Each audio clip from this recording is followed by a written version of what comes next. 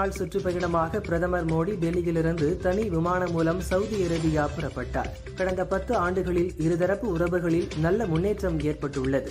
மூலோபாய கூட்டாண்மை கவுன்சிலின் 2வது கூட்டத்தில் பங்கேற்க இருப்பதை எதிர்நோக்கியுள்ளேன். இந்தியர்களின் மத்தியில் உரையாற்றவிருக்கிறேன் என மோடி தெரிவித்தார். சவுதி அரேபியாவின் பட்டத்து இளவரசரும் அந்நாட்டு பிரதமருமான முகமது பின் சல்மானின் அழைப்பை ஏற்று 2 நாள் அரசுமுறை பயணமாக பிரதமர் மோடி சவுதியின் ஜெட்டா நகருக்கு சென்றார். பிரதமர் மோடியின் விமானம் சவுதி அரேபியாவின் வான்வெளிக்குள் நுழைந்ததும் அந்த நாட்டின் போர் விமானங்கள் மோடியின் விமானத்துடன் சேர்ந்து பறந்து சிறப்பான வரவேற்பை அளித்தன. பிரதமர் மோடி 2 நாள் பயணமாக சவுதி அரேபியா சென்றுள்ளார். ஜெட்டா நகரில் அவர் இறங்கியதும் 21 துப்பாக்கி குண்டுகள் முழங்க அவருக்கு வரவேற்பு அளிக்கப்பட்டது. அந்நாட்டு அமைச்சர்கள், அதிகாரிகள் ஏர்போர்ட்டில் மோடியை வரவேற்று அழைத்து சென்றனர். சவுதி அரேபியாவிற்கு 3வது முறையாக செல்லும் பிரதமர் மோடி கடந்த 40 ஆண்டுகளில் ஜெட்டா நகருக்கு செல்லும் முதல் இந்திய பிரதமர் என்ற பெருமையையும் பெற்றுள்ளார். சவுதி அரேபியாவின் ஜெட்டா நகர் வந்தடைந்தேன். இந்த பயணமானது இந்தியா மற்றும் சவுதி அரேபியாவின் நட்பை பலப்படுத்த உதவும். இன்றும் நாளையும் பல்வேறு நிகழ்ச்சிகளில் பங்கேற்க ஆர்வமாக உள்ளேன் என பிரதமர் மோடி தெரிவித்துள்ளார். பிரதமர் மோடி சவுதி இளவரசர் சந்திப்பின் போது இரு நாட்டு வர்த்தகம், பாதுகாப்பு, மேற்கு ஆசிய நாடுகளின் நிலை, இஸ்ரேல் பாலஸ்தீன போர், ஹவுதி தாக்குதல், கடல்வழி பாதுகாப்பு உள்ளிட்ட பல்வேறு அம்சங்கள் குறித்து ஆலோசிக்க வாய்ப்புள்ளதாக நம் வெளியுறவு செயலர் விக்ரம் மிஸ்ரி கூறினார். நான் மட்டும் முதல்வன் அல்ல, தமிழகத்தில் உள்ள ஒவ்வொருவரும் முதல்வனாகவே நான் முதல்வன் திட்டம் தொடங்கப்பட்டதாக முதல்வர் ஸ்டாலின் கூறியுள்ளார். தமிழக சட்டசபையில் நிறைவேற்றப்பட்ட தனியார் பல்கலைக்கழகங்கள் திருத்த சட்ட மசோதா மற்றும் தமிழ்நாடு பொது கட்டிட உரிமை திருத்த சட்ட மசோதா ஆகிய 2 மசோதாக்களுக்கு கவர்னர் RN ரவி ஒப்புதல் அளித்துள்ளார். மின்சார கட்டணம் உயர்வு, டாஸ்மாக் விவகாரத்தில் நடைபெற்ற முறைகேடு தொடர்பாக சட்டசபையில் பேச அனுமதி மறுக்கப்பட்டதால் அதிமுக வெளிநடப்பு செய்தனர். தமிழகத்தில் கடந்த 4 ஆண்டுகளில் சுமார் 27 லட்சம் மின் இணைப்புகள் வழங்கப்பட்டுள்ளது. உரிய ஆவணங்களுடன் விண்ணப்பித்தால் 3 நாட்களுக்குள் மின் இணைப்பு வழங்க நடவடிக்கை எடுக்கப்படுகிறது என சட்டசபையில் மின்துறை அமைச்சர் செந்தில் பாலாஜி கூறினார். தமிழக சட்டசபையில் தென்காசி மாவட்டம் கடையம் அருகே தோரணமலை முருகன் கோயில் மலையை சுற்றி கிரிவல பாதை அமைக்க அரசு நடவடிக்கை எடுக்குமா என்ற கேள்வி எழுப்பப்பட்டது. அதற்கு தோரணமலை முருகன் கோயில் நிர்வாகத்திடம் போதிய நிதி வசதி இல்லாததால் உபயதாரர்களை எதிர்நோக்கி காத்திருக்க வேண்டிய நிலை உள்ளது. அடுத்த 3 மாதத்திற்குள் தோரணமலை கிரிவல பாதை பணிகள் தொடங்கும் என அமைச்சர் சேகர் பாபு பதிலளித்தார். அதிமுக பாஜக கூட்டணி அறிவிப்புக்கு பின் முதல் முறையாக அதிமுக பொதுச் செயலாளர் பழனிசாமியை தமிழக பாஜக தலைவர் நயினார் நாகேந்திரன் மரியாதை நிமித்தமாக இன்று தலைமை செயலகத்தில் சந்தித்து பேசியுள்ளார். இந்த சந்திப்பின் போது அதிமுக மூத்த தலைவர்கள் SP வேலுமணி, கடம்பூர் ராஜு, தளவாய் சுந்தரம் உள்ளிட்டோர் உடனிருந்தனர்.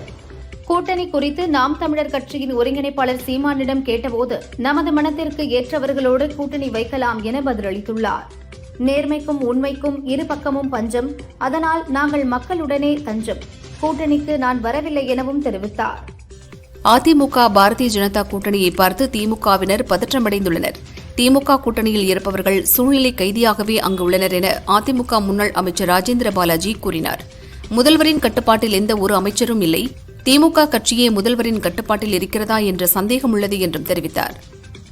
மதிமுகவில் நிலவிய சில பிரச்சினைகளால் எங்களுக்குள் கோபம் இருந்தது. ஆனால் வைகோவின் மனிதநேயத்திற்கு முன் அந்த கோபம் அடிபணிந்து விட்டது என துரை வைகோ கூறினார். அதிமுக பாரதிய ஜனதா கூட்டணி தமிழகத்திற்கு நல்லதல்ல. இதில் அதிமுக தொண்டர்களுக்கே விருப்பமில்லை. ஒவ்வாத கூட்டணி ஒருபோதும் வெற்றி பெறாது என்றும் கூறினார். சென்னை கோயம்பேட்டில் கோரிக்கைகளை வலியுறுத்தி போராட்டம் நடத்திய மாற்றுத்திறனாளிகளை போலீசார் இன்று கைது செய்தனர்.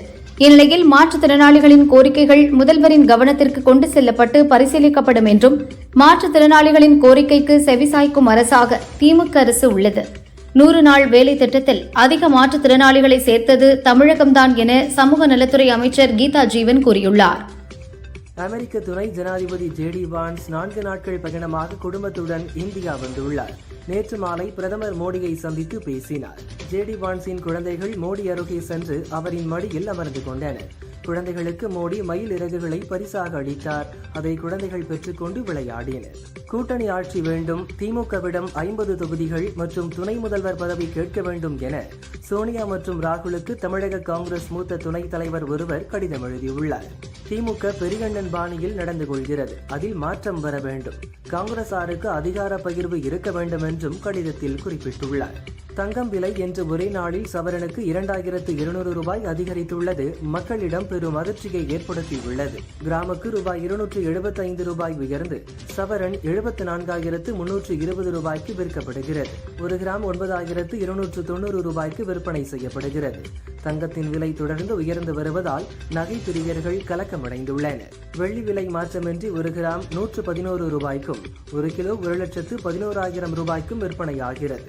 தங்கம் விலை என்று ஒரே நாளில் சவரனுக்கு 2200 ரூபாய் அதிகரித்துள்ளது மக்களிடம் பெரும் அதிர்ச்சியை ஏற்படுத்தியுள்ளது. கிராமுக்கு ரூபாய் 275 ரூபாய் உயர்ந்து சவரன் 74,320 ரூபாய்க்கு விற்கப்படுகிறது.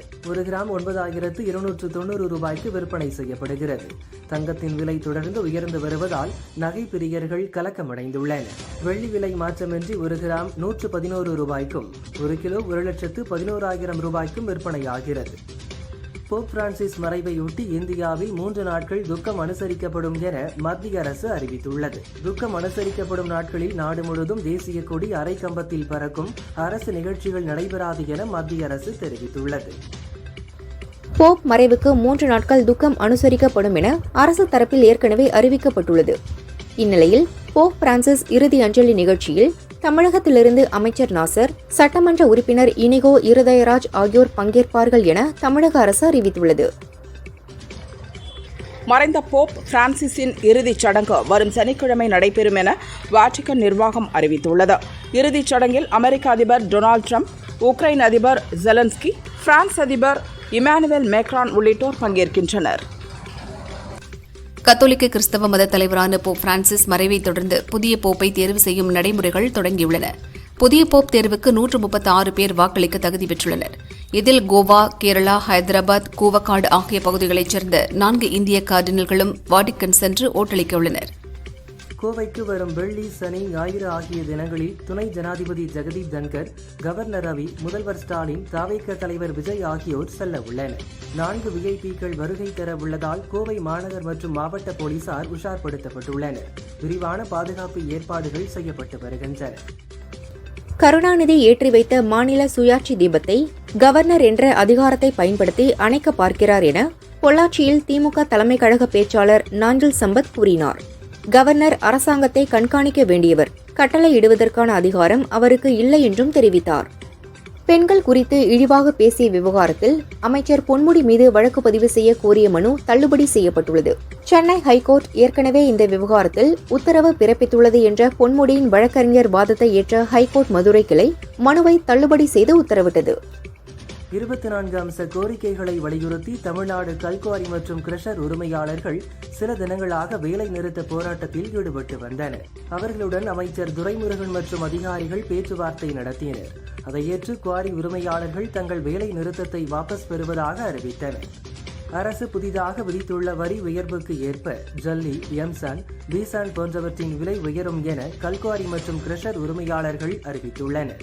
டன்னுக்கு 250 ரூபாய், யூனிட்டுக்கு 1000 ரூபாய் விலை அதிகரிக்கும். உதாரணமாக எம்சான் 6000 ரூபாய் என்பது 7000 ரூபாய், ஜல்லி 4000 ரூபாய் என்பது 5000 ரூபாயாக உயரும். இந்த விலை உயர்வு இன்று முதல் அமலுக்கு வந்தது. வெயில் அதிகரித்துள்ள நிலையில் மத்திய அரசு சார்பாக இலவசமாக ஏசி வழங்கும் திட்டம் அறிவிக்கப்பட உள்ளதாக சோசியல் மீடியாக்களில் தகவல்கள் வெளியாகின. இது மோசடியான தகவல், யாரும் நம்ப வேண்டாம் என மத்திய அரசு எச்சரித்துள்ளது. இது ஆன்லைன் மோசடிகளுக்கு வழிவகுக்கும், போலி செய்திகளை பகிர வேண்டாம் என்றும் தெரிவித்துள்ளது. கத்தோலிக்க திருச்சபை தலைவர் போப் பிரான்சிஸ் மறைவுக்கு சட்டசபையில் இரங்கல் தெரிவிக்கப்பட்டது. முற்போக்கு கொள்கையோடு பெரும் மாற்றங்களை முன்னெடுத்தவர் போப் பிரான்சிஸ் என்றும் மனிதநேயத்துடன் திருச்சபையை வழிநடத்தியவர் என்றும் சபாநாயகர் அப்பாவு தெரிவித்தார். திருப்பத்தூர் அடுத்த காந்தி நகரைச் சேர்ந்தவர் மஞ்சுநாதன். பெயிண்டரான இவருக்கு திருமணமாகி 2 குழந்தைகள் உள்ளனர்.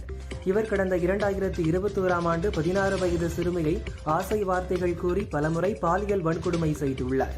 இதில் சிறுமி கர்ப்பமடைந்தார். போலீசார் மஞ்சுநாதனை கைது செய்தனர். இது தொடர்பாக வழக்கை விசாரித்த திருப்பத்தூர் மாவட்ட கோர்ட் மஞ்சுநாதனுக்கு 22 ஆண்டுகள் சிறை தண்டனை மற்றும் 3000 ரூபாய் அபராதம் விதித்து தீர்ப்பு வழங்கினார்.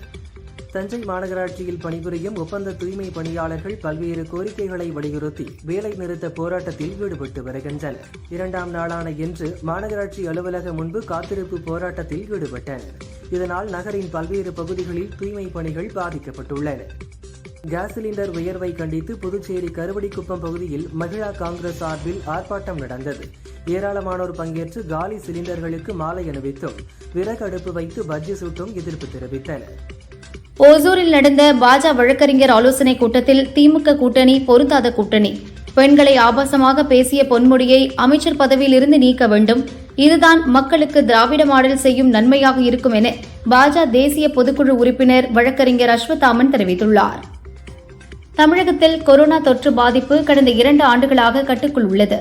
இந்நிலையில் சென்னையில் நேற்று 32 பேருக்கு கொரோனா பரிசோதனை செய்யப்பட்டதில் 2 ஆண்கள் 1 பெண் என 3 பேர் தொற்றால் பாதிக்கப்பட்டுள்ளதாக பொது சுகாதாரத்துறை தெரிவித்துள்ளது. மேலும் அவர்கள் மருத்துவமனையில் சிகிச்சை பெற்று வருவதாகவும் தொற்று பரவும் வகையிலான பாதிப்பு இல்லை எனவும் தெரிவித்துள்ளது. கோடை வெயிலில் பயணிகள் மத்தியில் பெரும் வரவேற்பை பெற்றுள்ள சென்னை புறநகர் ஏசி ரயிலுக்கான கட்டணம் குறைய வாய்ப்பு இல்லை என பயணிகளுடனான கருத்து கேட்பு கூட்டத்தில் தெற்கு ரயில்வே நிர்வாகம் உறுதியாக தெரிவித்துள்ளது. கும்மிடிப்பூண்டி அருகே சென்னை கொல்கத்தா தேசிய நெடுஞ்சாலையில் டயர் வெடித்து வேன் ஒன்று விபத்துக்குள்ளானது. வேனில் இருந்தவர்கள் தப்பியோடினர். அப்பகுதி மக்கள் சென்று பார்த்தபோது அங்கு 2 டன் ரேஷன் அரிசி இருந்தது தெரியவந்தது. போலீசார் வந்து அரிசியை பறிமுதல் செய்து கடத்தலில் ஈடுபட்டவர்களை தேடுகின்றனர். செங்கல்பட்டு மாவட்டம் படூர் ஊராட்சியில் குளத்தை காணவில்லை என கூறி பொதுமக்கள் கலெக்டர் அருண்ராஜிடம் புகார் மனு அளித்தனர். உரிய நடவடிக்கை எடுக்க வேண்டும் என்றும் மக்கள் கோரிக்கை விடுத்தனர்.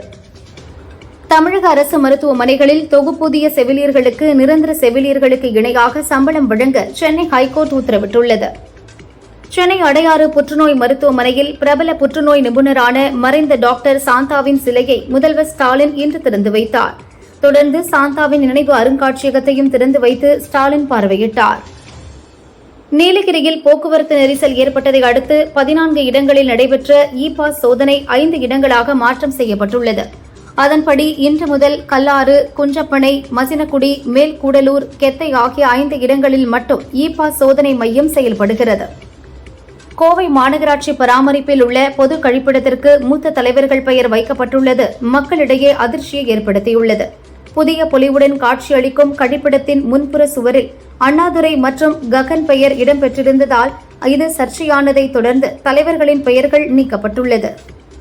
ஓசூர் அருகே பேரண்டப்பள்ளி வனப்பகுதியில் இருந்து வெளியேறிய புள்ளிமான் ஒன்று புக்கசாகரம் கிராமத்தில் உள்ள விவசாய கிணற்றில் தவறி விழுந்தது. தகவல் அறிந்த வனத்துறையினர் வலை போட்டு நீண்ட நேரம் போராடி மானை உயிருடன் மீட்டனர். மருத்துவ சிகிச்சைக்கு பின் சானமாவு வனப்பகுதிக்குள் பத்திரமாக விட்டனர். சென்னை ராயபுரம் அருகே ஆவடியில் இருந்து புறநகர் மின்சார ரயில் வந்தது. சென்னை கடற்கரை நோக்கி சென்றபோது ரயிலின் 3வது பெட்டியில் 2 ஜோடி சக்கரம் தடம் புரண்டதில் விபத்துக்குள்ளானது. விபத்தில் யாருக்கும் காயம் ஏற்படவில்லை. திடீரென மின்சார ரயில் தடம் புரண்டு விபத்துக்குள்ளானதால் பயணிகள் அச்சமடைந்தனர். சக்கரங்களை சரி செய்யும் பணிகளில் ரயில்வே ஊழியர்கள் ஈடுபட்டனர். திருவண்ணாமலை அண்ணாமலையார் கோவிலில் மே 11ஆம் தேதி சித்ரா பௌர்ணமி கொண்டாடப்படுகிறது. அன்றைய தினம் கோவிலில் விஐபி தரிசனம் ரத்து செய்யப்படுவதாக கலெக்டர் தர்பகராஜ் அறிவித்துள்ளார். தேவையான இடங்களில் கழிவறைகள், குடிநீர் வசதிகள் செய்யப்பட இருப்பதாக குறிப்பிட்டார். தொடர்ந்து கிரிவல பாதையில் பக்தர்களுக்காக ஏற்பாடு செய்யப்பட்டுள்ள வசதிகளையும் பார்வையிட்டார். சென்னையில் நடக்கும் தமிழ்நாடு அனைத்து வகை மாற்றுத்திறனாளிகள் சங்கம் சார்பில் நடக்கும் போராட்டத்தில் கலந்து கொள்வதற்காக தருமபுரி பஸ் ஸ்டாண்டில் இருந்து 4 அரசு பஸ்களில் புறப்பட்ட மாற்றுத்திறனாளிகளை போலீசார் தடுத்து நிறுத்தினர். கோபமடைந்த மாற்றுத்திறனாளிகள் பஸ்களுக்குள் அமர்ந்து போராட்டத்தில் ஈடுபட்டனர். இதனால் அப்பகுதியில் பரபரப்பு ஏற்பட்டது. எளிமையான சொற்கள் மூலம் வலிமையான கருத்துக்களை சொன்ன பாரதிதாசனின் பிறந்த நாளை முன்னிட்டு ஏப்ரல் 29ஆம் தேதி முதல் மே 5ஆம் தேதி வரை ஒரு வாரத்திற்கு தமிழ் வார விழா கொண்டாடப்படும் என சட்டசபையில் முதல்வர் ஸ்டாலின் அறிவித்துள்ளார். செந்தமிழை பரப்ப பயன்படும் இந்த விழாவில் அனைவரும் பங்கேற்று தமிழின் புகழை உயர்த்த வேண்டும் என்றார். சென்னை ராயபுரத்தில் உள்ள கட்சி தலைமை அலுவலகத்தில் வரும் 25ஆம் தேதி அதிமுக மாவட்ட செயலாளர்கள் கூட்டம் நடைபெறும் என அக்கட்சியின் பொதுச் செயலாளர் பழனிசாமி அறிவித்துள்ளார். அதிமுக பாரதிய ஜனதா கூட்டணி அறிவிப்புக்கு பின் நடைபெறும் முதல் கூட்டம் என்பதால் பல்வேறு முக்கிய விவகாரங்கள் குறித்து ஆலோசிக்கப்பட உள்ளதாக கூறப்படுகிறது. சிவகங்கை மாவட்டம் காரைக்குடி அருகே மாடுகள் திருடிய 3 பேரை பொதுமக்கள் பிடித்து தர்ம அடி கொடுத்து போலீசில் ஒப்படைத்தனர். மாடு திருடியவர்களை தாக்கியதாக 4 பேர் மீது போலீசார் வழக்கு பதிந்தனர். இதனால் போலீசார் மீது கிராம மக்கள் கடும் அதிருப்தி அடைந்தனர். உலக மரபு நாள் ஒவ்வொரு ஆண்டும் ஏப்ரல் 18ஆம் தேதி கொண்டாடப்பட்டு வருகிறது. இதையொட்டி மதுரை திருமலை நாயக்கர் மகாலை சுற்றி பார்க்க 24ஆம் தேதி வரை கட்டணம் இல்லாமல் கண்டு ரசிக்க ஏற்பாடு செய்யப்பட்டுள்ளது. நுழைவு கட்டணமாக உள்நாட்டினருக்கு 10 ரூபாயும் வெளிநாட்டினருக்கு 50 ரூபாயும் வசூலிக்கப்பட்டு வருவது குறிப்பிடத்தக்கது. திருப்பத்தூர் மாவட்டம் ஆம்பூர் சார் பதிவாளர் அலுவலகம் எதிரில் ஆம்பூர் நுகர்பொருள் விநியோகஸ்தர்கள் சங்கம் சார்பில் தடையில்லா கியூ காமர்ஸ் அனுமதித்ததற்கு எதிர்ப்பு தெரிவித்து கண்டன ஆர்ப்பாட்டம் நடைபெற்றது. கார்ப்பரேட் நிறுவனங்களால் சில்லறை வணிகம் பாதிக்கப்படுகிறது என ஆர்ப்பாட்டத்தில் ஈடுபட்டவர்கள் தெரிவித்தனர். பொது விநியோக திட்டத்திற்கு தனித்துறை அமைப்பது உள்ளிட்ட பல்வேறு கோரிக்கைகளை வலியுறுத்தி திருவாரூர் மாவட்டம் வட்டாட்சியர் அலுவலகம் முன்பு தமிழ்நாடு அரசு நியாய விலை கடை பணியாளர்கள் சங்கத்தினர் ஆர்ப்பாட்டத்தில் ஈடுபட்டனர். ஏற்கனவே நிலுவையில் உள்ள 30 அம்ச கோரிக்கைகள் குறித்து பேச்சுவார்த்தை நடத்தி நிறைவேற்றப்பட வேண்டும் என வலியுறுத்தினர். மாநிலம் முழுவதும் பொது இடங்களில் வைக்கப்பட்டுள்ள அரசியல் கட்சிகளின் கொடிக்கம்பங்கள் மற்றும் கல்வெட்டுகளை ஏப்ரல் 21ஆம் தேதிக்குள் அகற்ற வேண்டும் என ஹைகோர்ட் மதுரை கிளை உத்தரவிட்டுள்ளது. இந்த நிலையில் திருக்கோவிலூர் பேருந்து நிலையம் முன்பு வைக்கப்பட்டிருந்த அரசியல் கட்சியின் கொடிக்கம்பங்களை நகராட்சி நிர்வாகத்தினர் அகற்றினர். வேலூர் சைதாப்பேட்டை ராமர் பஜனை கோயில் பகுதியில் செயல்பட்டு வந்த 2 மாடி காலனி குடோன் தீ விபத்தில் சிக்கி முழுவதும் நாசமானது. மின்கசிவு காரணமாக தீ விபத்து ஏற்பட்டதாக முதற்கட்ட விசாரணையில் தெரியவந்துள்ளது. புதுச்சேரி புதிய பஸ் நிலையத்தை ஸ்மார்ட் சிட்டி திட்டத்தின் கீழ் 33 கோடி ரூபாய் மதிப்பீட்டில் கட்டப்பட்டு பணிகள் முடிவடைந்து இருக்கிறது. இந்நிலையில் இதனை திறக்க வலியுறுத்தி அதிமுக சார்பில் தற்காலிக பேருந்து நிலையத்தில் முற்றுகை ஆர்ப்பாட்டம் நடைபெற்றது. குரூப் 1 தேர்வு முடிவுகளை தமிழக அரசு பணியாளர் தேர்வாணையம் வெளியிட்டது. குரூப் 1 தேர்வு முடிவுகளை TNPSC இணையதளத்தில் அறிந்து கொள்ளலாம். குரூப் 1 தேர்வு கடந்த ஆண்டு டிசம்பர் 10, 11, 12, 13 ஆகிய நாட்களில் நடைபெற்றது. உதகையில் ஏப்ரல் 25, 26ஆம் தேதிகளில் பல்கலைக்கழக துணைவேந்தர்களின் மாநாடு நடைபெறுகிறது. இதில் துணை ஜனாதிபதி ஜெகதீப் தன்கர் பங்கேற்க உள்ளதாக கவர்னர் மாளிகை அறிவித்துள்ளது. மேலும் உயர்கல்வியில் புதுமையான அணுகுமுறைகள் மற்றும் AI தொழில்நுட்பம் குறித்து மாநாட்டில் பேசப்பட உள்ளதாகவும் அறிக்கையில் குறிப்பிட்டுள்ளது. கோடை விடுமுறைக்காக தாம்பரம் திருச்சி இடையே சிறப்பு ரயில் இயக்கப்படும் என தெற்கு ரயில்வே அறிவித்துள்ளது. இந்த மாதம் 29ஆம் தேதி முதல் ஜூன் 29 வரை வாரம் 5 நாட்கள் இரு மார்க்கத்திலும் சிறப்பு ரயில்கள் இயக்கப்படும்.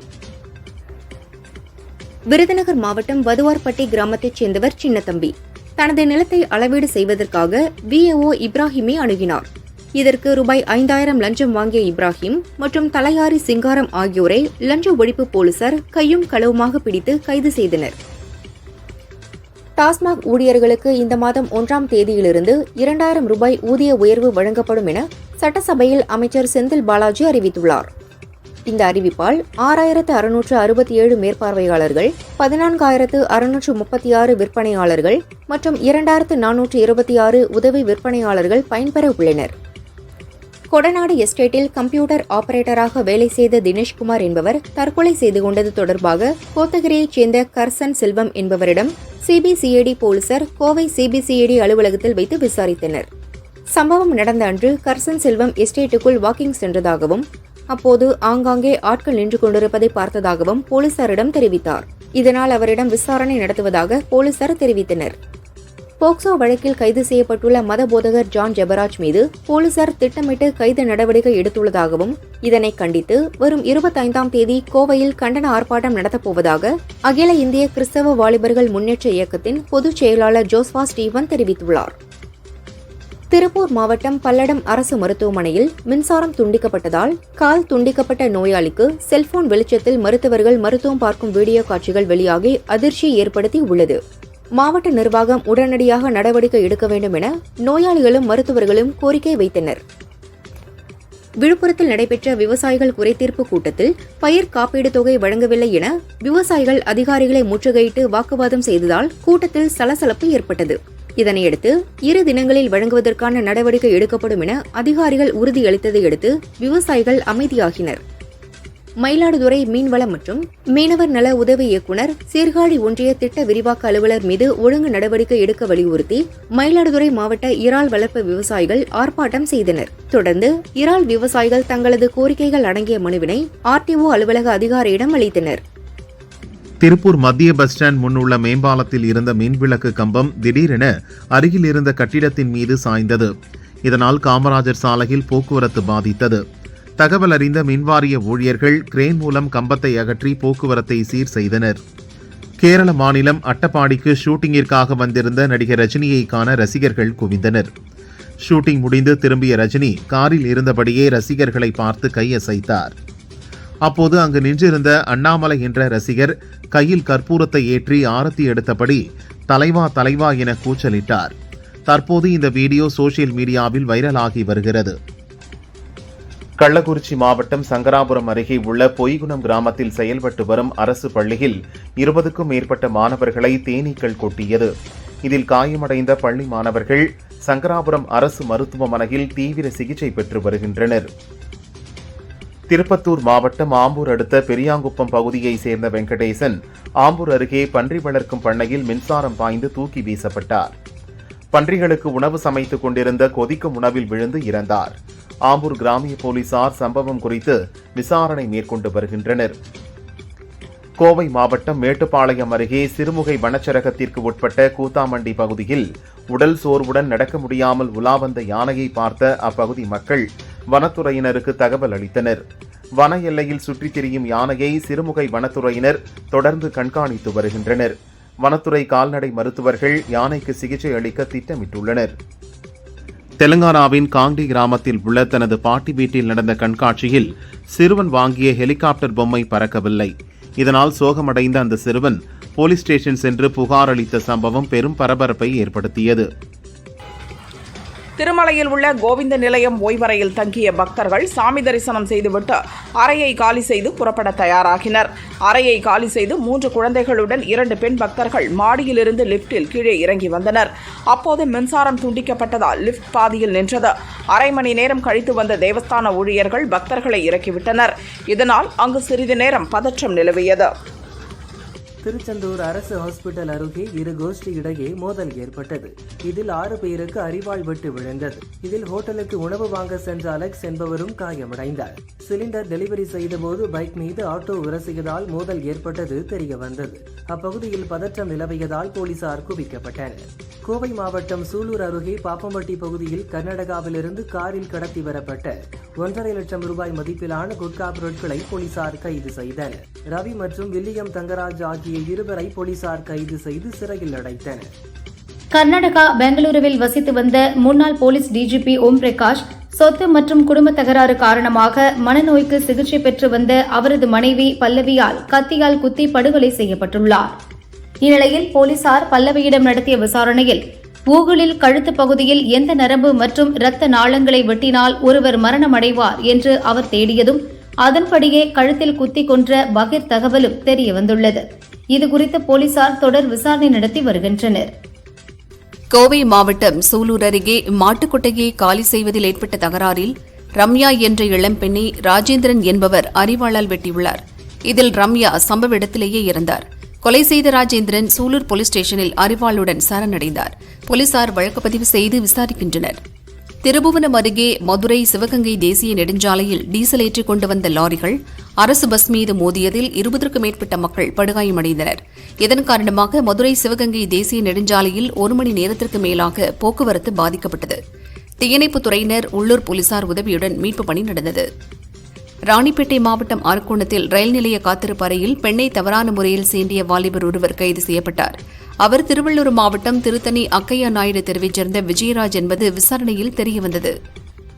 திருவாரூர் மாவட்டத்தைச் சேர்ந்த 16 வயது சிறுமியை காதலிப்பதாக ஆசை வார்த்தை கூறி கர்ப்பமாக்கிய குளக்குடி கிராமத்தைச் சேர்ந்த கூலி தொழிலாளி சந்தோஷை போலீசார் போக்சோ சட்டத்தின் கீழ் கைது செய்தனர். திருவாரூர் மாவட்டம் தென்குவலவேலி பகுதியைச் சேர்ந்த சங்கர் கடந்த 2020ஆம் ஆண்டு இளம் சிறுமிகளிடம் ஆசை வார்த்தை கூறி பாலியல் பலாத்காரம் செய்துள்ளார். இந்த வழக்கில் அவருக்கு 40 ஆண்டுகள் சிறை தண்டனையும் மற்றும் 4000 ரூபாய் அபராதமும் விதித்து, மேலும் பாதிக்கப்பட்ட சிறுமிக்கு தமிழக அரசு 6 லட்சம் ரூபாய் இழப்பீடு வழங்கவும் திருவாரூர் மகிழா நீதிமன்றம் தீர்ப்பளித்துள்ளது.